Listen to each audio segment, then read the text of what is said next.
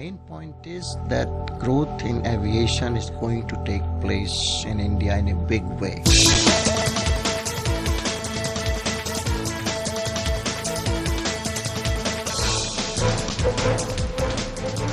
The industry has too many structural challenges. Unless and until we make those structural changes, we will not get the kind of investment that we would get.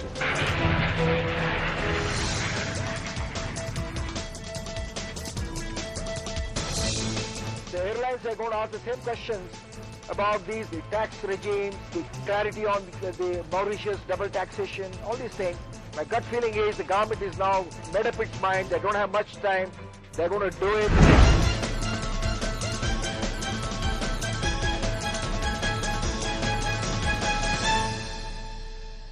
The government has finally given a green signal for FDI in aviation, but will floodgates of investment in the sector open up soon?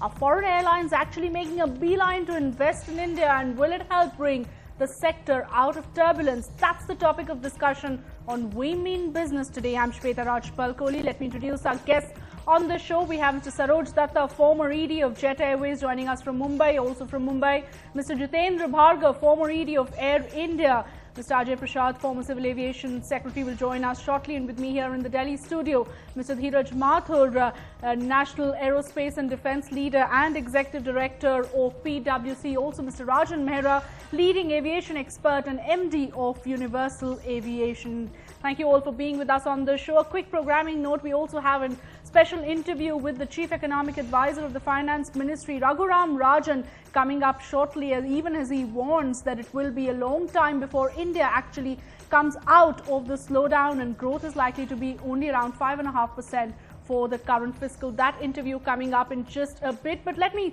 start off the discussion on aviation by asking Mr. Saroj Datta the big question: are we going to see major foreign airlines investing in India? Mr. Datta, your take. I'd be very surprised if it really happens in the very short term. There are lots of structural problems which need to be looked at in the as far as the aviation industry is concerned, and rules and regulations about the FDI investment itself has to be announced more clearly. And second big problem is that I think the foreign airlines will hesitate to invest in domestic Indian airlines because of the huge losses that most of the carriers have incurred, whether it's Kingfisher, whether it's Jet Airways and so on. So the financial burden is very high, and the investor will therefore have to bring in a substantial amount of money, and that I see unlikely to happen in the near term. And one last thing I think is that there is a lot of uncertainty about what will ultimately happen to government policy on civil aviation, whether there will be any further relaxations in the rules, whether whether investors will be permitted to start airlines within the Indian market. All of these, and international operations also, they are all somewhat uncertain, somewhat vague. They need to be looked at, and they need to be answered before I think we'll see any big foreign carrier investing. There might be one or two reasonably big carriers, like we've been reading in the newspapers about Etihad and Jet Airways having talks, about other carriers who've shown an interest, but there are an equal number of airlines, foreign airlines, who have said a categorical no for the present. Mr. Jitendra Bhargav, in that sense, many experts within the aviation space are already questioning the timing of the government's push for FDI in aviation, saying that was the timing actually correct to push this through, and shouldn't the government have first addressed all the structural and systemic issues within the aviation sector before opening it up for FDI? Shweta, when has the government taken decisions in a well-planned, coordinated way? It took a decision on direct import of ATF by airlines 6 months ago. It takes a decision on FDI right now. as Mr. Datta very rightly said, assume for a moment that I am the head of finance of a foreign carrier and I'm wanting to put in money in an Indian carrier. Why would I put in money? That's the first question.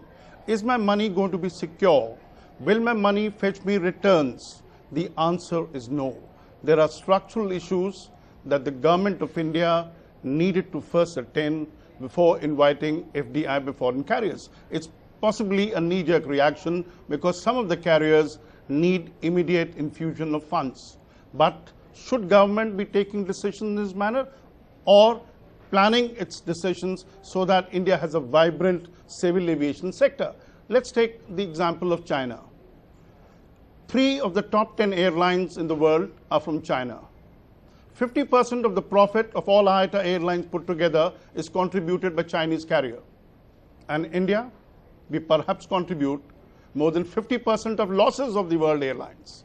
Now, government needs to take a very, very pragmatic view on what is needed to be done. Aviation sector has to be treated as a catalyst for economic growth. Take decisions which make the environment conducive for profitability. Unfortunately, it isn't happening, and nobody seems to be concerned about it.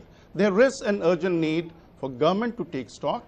It has started moving in the last 10 days towards taking key decisions.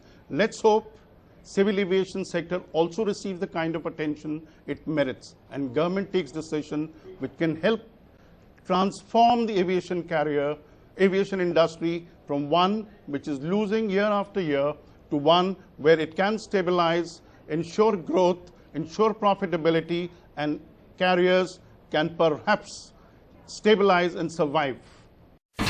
India's #1 news app just got even better. Download NDTV's new app. Fully optimized for retina display. Full screen view. Faster response time. And Sudoku.